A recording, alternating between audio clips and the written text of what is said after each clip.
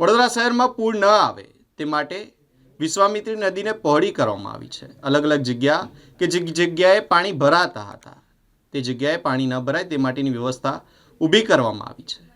આવો જાણીએ શું કહી રહ્યા છે ડૉક્ટર શીતલ મિસ્ત્રી, સ્ટેન્ડિંગ કમિટીના ચેરમેન, કે જેઓએ વિશ્વામિત્રી પ્રોજેક્ટને લઈને વિગતવાર માહિતી આપી છે. જે છેલ્લા 2 વર્ષમાં કામગીરી થઈ છે એમાંથી જે મુખ્ય કામગીરી છે એમાં મને કહેતા આનંદ થાય કે ઐતિહાસિક રીતે વિશ્વામિત્રી નદીનો 24.7 કિલોમીટરનો પટ એનું વાઇડનિંગ કરવામાં આવ્યું, રિસિલ્ટિંગ કરવામાં આવ્યું, જંગલ કટિંગ કરવામાં આવ્યું, 235 હેક્ટરમાંથી જંગલ કટિંગ કરવામાં આવ્યું અને વિશ્વામિત્રી નદીનું રિસિલ્ટિંગ કરી અને 20 લાખ ઘન મીટર કરતાં વધુ માટી કાઢી અને વિશ્વામિત્રી નદીની કેપેસિટી જે 700 ક્યુમેક હતી એ વધારીને 1140 ક્યુમેક જેટલી કરવામાં આવી છે.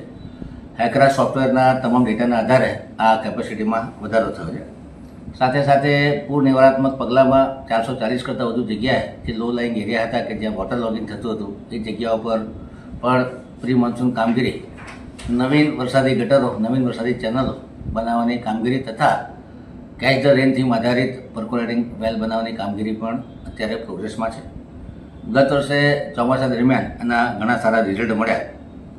એવી જ રીતે પ્રતાપપુરા સરોવરનું ડ્રેજિંગ કરી અને 15 લાખ ઘન મીટર જેટલી માટી આમાંથી ખોદી અને પોન્ડ વિધિન પોન્ડ બનાવવામાં આવ્યું છે, જેમાં દ્રાક્ષી અને ખારવાના નાળાને કનેક્ટ કરી અને પ્રતાપપુરા સરોવરના પાળાથી દૂરની બાજુ પોન્ડ વિધિન પોન્ડ બનાવી અને પાણીની સંગ્રહ ક્ષમતામાં વધારો કરવામાં આવ્યો છે.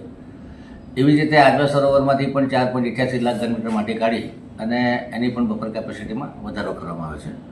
આ વખતે હાલોલ પંથકમાં એક જ દિવસમાં 7-7.5 ઇંચ જેટલો વરસાદ થયો છતાં પણ પ્રતાપપુરામાંથી કે આજવામાંથી પાણી છોડવાની જરૂર નહોતી પડી અને આની બફર કેપેસિટી વધારાને લીધે વિશ્વામિત્રી નદીમાં આપણે પૂરની પરિસ્થિતિ ખાડી શક્યા છે.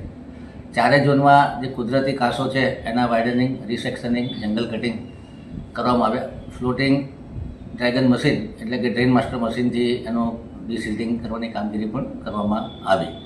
સાથે સાથે જે કવર્ડ કાંસો છે એના પણ 500 કરતાં વધુ જગ્યાએ સ્લેબ તોડી અને એનું પણ ડિસિલ્ટિંગ ઇતિહાસમાં પહેલી વખત કરવામાં આવ્યું, જેને લીધે વોટર લોગિંગના પ્રોબ્લેમમાં ઘણી રાહત મળી છે. એ સિવાય દેણા પાસે બફર લેક બનાવવામાં આવ્યું. સાથે સાથે છાણીનું તળાવ હોય, રામનાથનું તળાવ હોય, વાંસ તળાવ હોય એના પણ ડ્રેજિંગ કરી અને એની પણ બફર કેપેસિટીમાં વધારો કરવામાં આવ્યો.